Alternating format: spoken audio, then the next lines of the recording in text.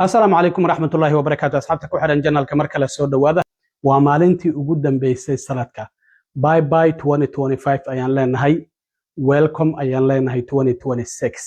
سنة وناكسنا أيان دلله هاي وقال كان ما أنت وحربين أن دي كل وذاقه وزارة عافيمات كأي شلي وحي كل واقضي إن جبي أهم بالعجه للسين دري دي كيرادة الصومالي ده قبل كمينيسوتا دمان بدي كيرادة قبل كمينيسوتا lacagihii laga joojinayo shuruudo ayayna soo bandhigeen loo baahan yahay in ay ka soo baxaan haddii lacagahaasi la doonayo in loo soo fasaxo sidoo kalena waxaa jirta in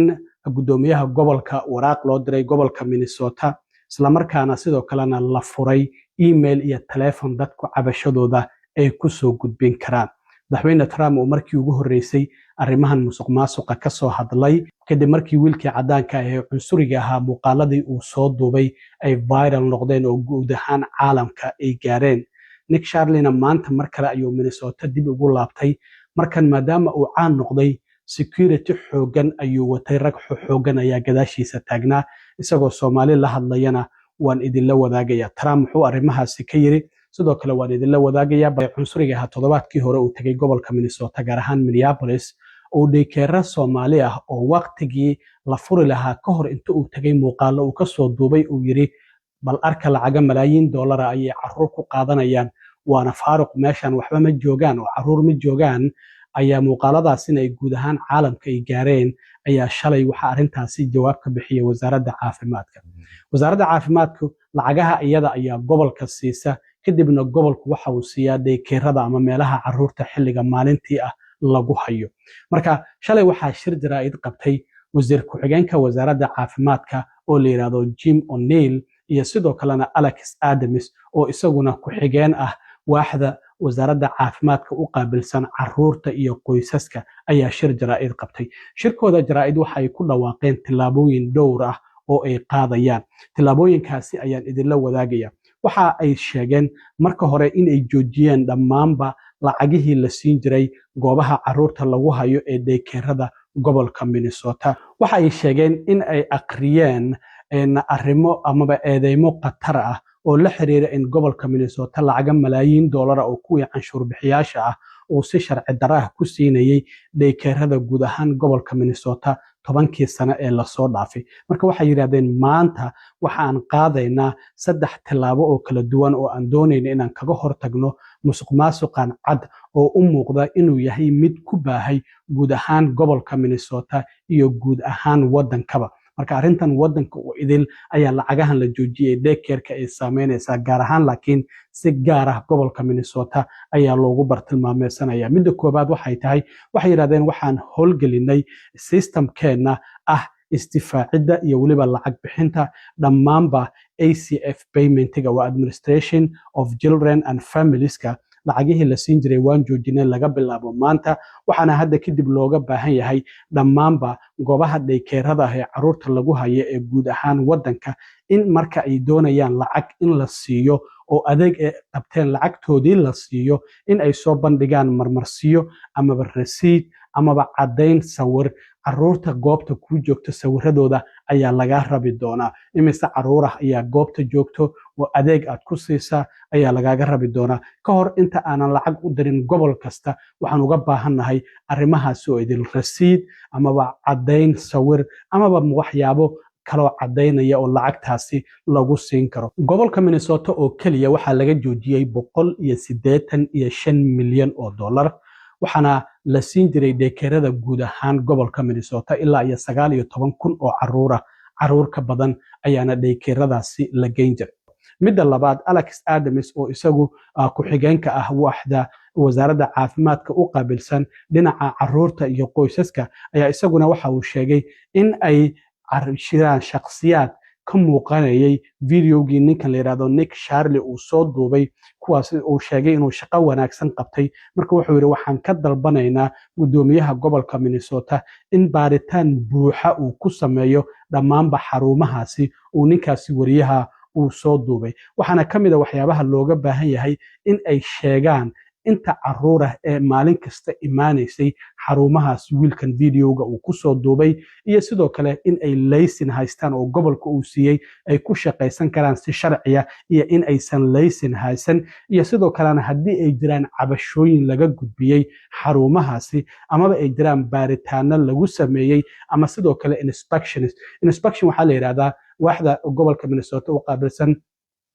caruurta dhalinyarada iyo qoysaska waxa ay ku tagaan goobahaasi iyagoo aan sii sheegin ay tagaan marka arrimaha caafimaadka ayay eegaan waa sidee nadaafadu meelaha caruurta ay ku ciyaarayaan waa sidee meelaha la jiifinayo waa sidee cuntada la siinayo biyaha la siinayo waxyaabahaas oo idil ayaa inspection baaritaan lagu sameeyaa marka baaritaanadii ugu dambeeyay oo lagu sameeyey waxyaabaha ka soo baxa ayaan doonaynaa inaan ogaano ayay leedahay wasaaradda caafimaadka ugu dambeyntii qodobka saddexaad waxay yidhahdeen waxaan bilownay amaba aan shaaca ka qaadnay in uu jiro taleefon si toosa qofku uu la soo xiriiri karo haddii uu arko waxyaabo musuqmaasuq oo la xiriira iyo weliba email address waxaadna ka heli kartaa website-ka la yidhaahdo childcare.gov ayaad ka heli kartaa haddii aad waali tahay amaba haddii aad tahay provider oo ah sida Medicaid-ka oo kale dadka lacagaha siiya daykeeradaasi loo soo marsiiyo amaba aad tahay qof ka mid ah shacabka waxaan doonaynaa bal inaan ku maqalno marka hadda dadkii ayaaba la leeyahay soo report gareeya marka kolay telefoona badan iyo emailo badan waa ay gaari doonaan dad badan oo Soomaalida nacab ayaa jira marka waxay leeyihiin lacagtii waan joojinay waxaana hadda aan helaynaa musuqmaasuq marka labadan xubnood oo ah wasiir ku-xigeenka wasaaradda caafimaadka oo la yiraahdo Jim O'Neill iyo sidoo kalena Alex Adams oo isaguna ku-xigeenka waaxda wasaaradda caafimaadka u qaabilsan qoysaska iyo weliba caruurta hadalkoodii shalay arrintan ayaa ka mid ahayd bal ila daawada. I'm HHS Deputy Secretary Jim O'Neill. I'm here with Assistant Secretary Alex Adams. Alex oversees the Administration for Children and Families.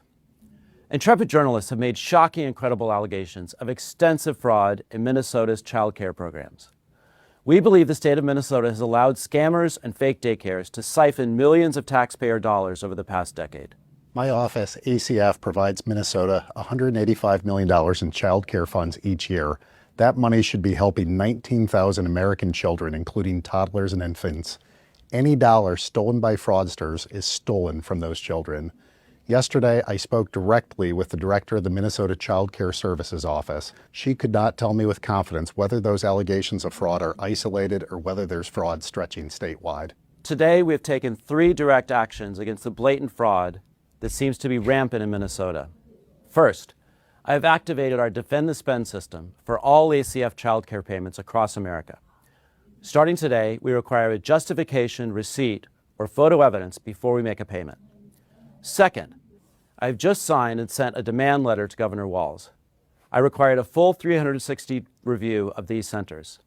This includes attendance records, licenses, complaints, investigations, and inspections. And third, we've launched a dedicated fraud reporting hotline and email address at childcare.gov. Whether you're a parent, a provider, a member of the public, we want to hear from you. Let me be crystal clear. ACF expects every state to uphold the highest standards of oversight, monitoring, and accountability for federal dollars. Minnesota is no exception.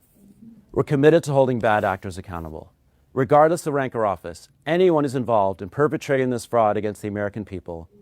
should expect to be prosecuted to the fullest extent of the law. gudoomiyaha gobolka Minnesota Tim Walz ayaa isaguna qoraal kooban oo bartiisa X uu ku soo qoray ayaa waxa uu kaga jawaabay joojintii wasaaradda caafimaadka ee dowladda federaalka ay joojisay lacagihii la siin jiray daykeerada gobolka Minnesota. qoraalkan kooban waxa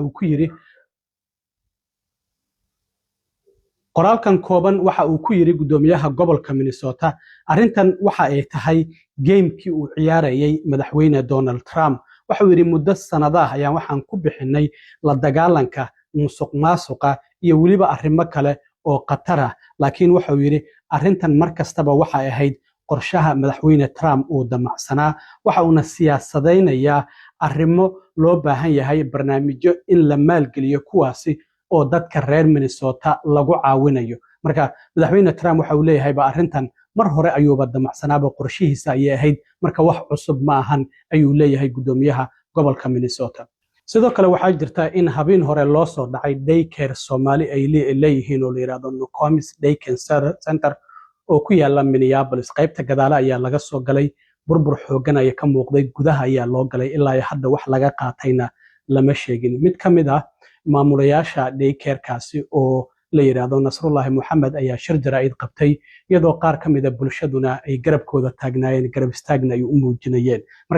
markii hore waxaa la dhahayay Soomaalidu lacag ay xadaan daycareradii haddana waxaa la bilaabay in goobahoodiiba loo dhaco oo la burburiyo sida aad ka aragtaan sawiradan qaybta gadaal ayaa laga soo galay derbiga ayaa la soo duleeliyay gudaha ayaana loo soo galay kulay waa daycare meesha lacag ma taalo laakiin ma dokumentiya laga qaatay kulay ilaa hadda faahfaahin dheeraada laga mahayo waxaana qofkii nadiifinaya oo subaxii kusoo kalahay ayaa markii qofkii nadiifinaya oo subaxdii kusoo kalahay ayaa waxa uu arkay in daycareka loo soo dhacay oo gadaal qaybta dambe la soo burburiyay sidaas ayaana maamulayaashii mid ka mid ah uu ku wacay marka arrimahaasina waxyaabaha ka soo kordho waan arki doonaa haddii aan leedmo dhinaca kale dad ku dhaqan magaalada Seattle ee gobolka Washington State ayaa sidoo kale shalay la soo xiriiray waxay leeyihiin daycareradii Soomaalida sidoo kale dad cadaan ah oo sidii Nick Shadley oo kale cunsuriyiin ayaa waxay bilaabeen inay imaadaan daycareradii hortooda oo muuqaala ay ka duubaan oo yiraahdaan musuqmaasuqa sameeynaysan lacag xadaysaan xitaa intay soo urursadaan ay mudaharaadyo ku horsameeyaan marka arrintan waxay u muuqanaysaa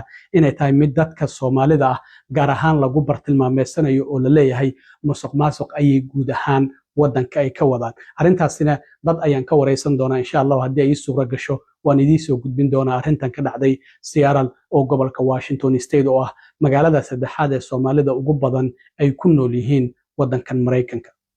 dhinaca kale madaxweyne Trump ayaa markii ugu horeysay waxa uu ka soo hadlay arrintan musuqmaasuqa maanta ayuuna bartiisa True Social qoraaladan ku soo qoray waxa uu yiri musuqmaasuq ballaaran ayaa ka jiro gobolka Minnesota ayuu yiri waxaana uu gaaraya ku dhawaad 90% waxaana sababaya ayuu yiri musuqmaasuqaasi dad inta badan wadankeena yimid waxa uu leeyahay dadka Soomaalida ayuu ula jeedaa dadka wadanka aan ku dhalan oo wadanka soo galooti ahaan ku yimid ama qaxooti ahaan ayuu ula jeedaa marka dad wadankeena yimid ayaa sabab u ah musuqmaasuqaasi ayuu yiri waxaana ay ku yimaadeen ayuu yiri si sharci darro ah ayay uga yimaadeen waliba Soomaaliya xitaa wuxuu leeyahay Soomaalidu si sharci darro ah ay dhamaantoodba ay Mareykanka ku imaadeen marka waxa uu leeyahay xitaa xildhibaanada la yiraahdo Omar oo iyadu aanba u mahad celinaynin ayuu yiri wadankan in ay ka cabato mooyaane weligeedna aan waxba ku soo kordhinin ayaa waxa ay ka mid tahay ayuu yiri qaar ka mid ah dadka wax qiyaamaya marka waxa uu sheegay horta ma runba inay walaalkeed guursatayna su'aal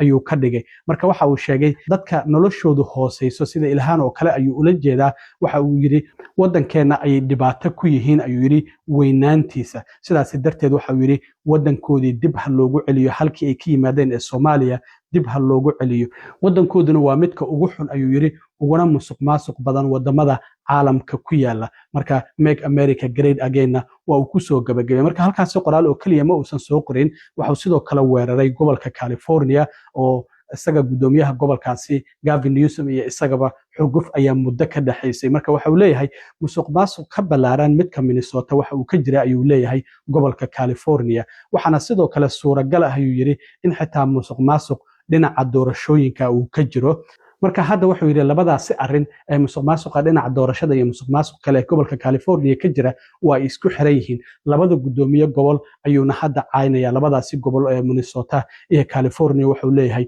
waa kuwa qaloocan sida darteed hadana mar kale Tim Walz kaligiis ayuu hal sadar ka soo qoray hal sentence wuxuu leeyahay gudoomiyaha gobolka Minnesota Tim Walz waa gudoomiye qaloocan oo crooked ah ayuu yiraahdaa marka Trumpna qoraaladaasi ayaa bartiisa True Socialka uu maanta ku soo qoray marka wiilkii cadaanka ee Nick Shadley maanta waliba isagoo xaruntii quality